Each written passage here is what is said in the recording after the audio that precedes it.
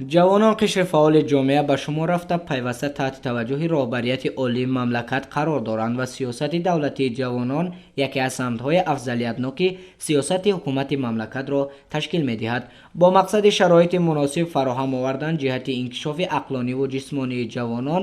имрӯзҳо тадбирҳои мушаххас роҳандозӣ мешаванд, ки аз ҷумраи онҳо бунёди майдончаҳои варзишӣ мебошад. қобили зикр аст, ки дар марҳилаи нави созандагӣ бо иқдоми раиси шаҳри Душанбе Рустами Эмомалӣ дар пойтахти азизамон давоми чанд соли охир бештар аз 250 адад майдончаҳои варзишӣ сохта мавриди истифодаи мардум қарор дода шуд. хеле ки ба мо шумо маълум аст, бо дастгириҳои бевоситаи асосгузори сулҳу ваҳдати миллӣ, пешвои миллат, президенти ҷумҳурии Тоҷикистон муҳтарам Эмомалӣ Раҳмон ва ташаббусҳои созандаи раиси шаҳри Душанбе муҳтарам Рустами Эмомалӣ имрӯз дар шаҳри Душанбе чӣ аз ҷиҳати таъмиру таҷдиди иншоотҳои варзишӣ,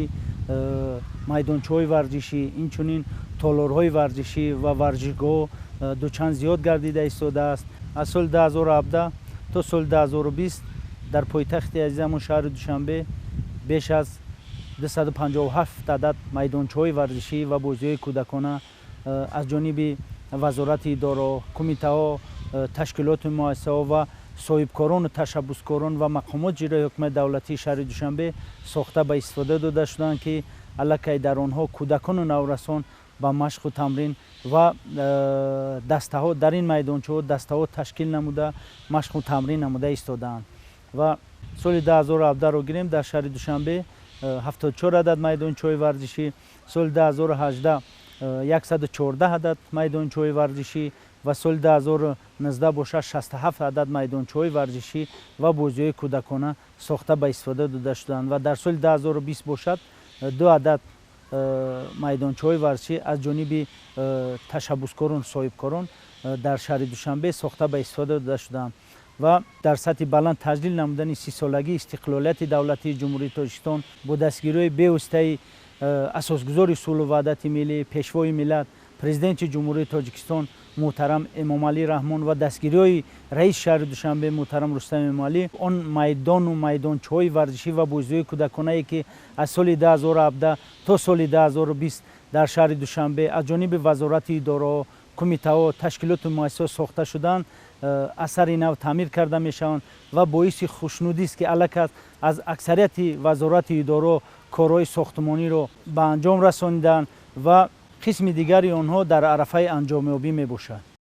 бешубҳа метавон гуфт, ки бунёди майдончаҳои варзишӣ аз тадбирҳое ба шумор меравад, ки бешак дар тарғиби тарзи ҳаёти солим, ҷалби ҷавонон ба варзиш ва ба ин васила оммавигардонии варзиш, рӯ овардан ба заҳматписандӣ ва канор мондани насли ҷавони ҷомеа аз кирдорҳои ношоям нақши муассир мегузорад. аммо тӯли ин солҳо, ки майдончаҳои варзишӣ ба мардум хидмат намуданд, мутаассифона аз беэҳтиётӣ ва бетарафии баъзе аз шаҳрвандон чандин майдончаҳои варзишӣ корношоям гардида, дар як қисми дигар таҷҳизотҳои он аз истифода баромадаанд. дар пойтахти замон шаҳри Душанбе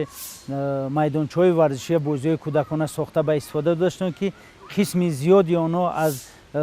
беаҳамияти худи сокинони шаҳрак маҳаллаҳо, беаҳамияти масъулони ноҳияҳо таъмирталаб гардиданд. ин ҳолат тақозо намуд, ки бори дигар майдончаҳои навсохт аз таъмири пурра бароварда шаванд. аммо саволи матраҳ ин аст, ки оё пас аз дубора аз навсозӣ намудани ин иншооти варзишӣ боз ҳам аз беаҳамиятӣ вайрону корношоям мегарданд, ё ин ки ба қадри ин заҳматҳо мерасему бо риояи фарҳанги истифодабарии онҳоро муддати дурудароз дар ҳолати коршоям нигоҳ медорем. дар ҳақиқатан аз соли 1996 то соли 2016 дар шаҳри Душанбе 56 адад майдончаҳои варзишӣ ва бозиҳои кӯдакона аз ҳисоби бюҷети шаҳри Душанбе сохта шуда буданд. аллакай баъзи онҳо тӯли солҳо ба кӯдакону наврасон хизмат карданд ва таъмирталаб гардиданд. бо дастгирии бевоситаи раиси шаҳри Душанбе муҳтарам Рустами Эмомалӣ он майдончаҳое, ки солҳои қаблӣ ба кӯдакону наврасон хизмат карданд, таъмирталаб гарданд, бо дастгирии бевоситаи раиси шаҳри Душанбе муҳтарам Рустами Эмомалӣ аз сари нав таъмир карда шуданд ва кӯдакону наврасон дар онҳо машқу тамрин намуда истоданд ва инчунин дар мувофиқа бо раиси шаҳри душанбе муҳтарам рустами эмомалӣ тамоми майдончаҳои варзишӣ ва бозиҳои кӯдаконае ки имрӯз дар шаҳри душанбе сохта шуданд ҳамаи онҳо дар барномаи реҷаи машғулиятҳои варзишӣ насб гардидааст ва кӯдакону наврасон тамоми табақаҳое ки дар ҳамон шаҳраки маҳаллаҳо зиндагӣ мекунанд хо кӯдак бошад хо наврас бошад хо ҷавон бошад тибқи ҳамон реҷа машқу тамрин намуда истодаанд.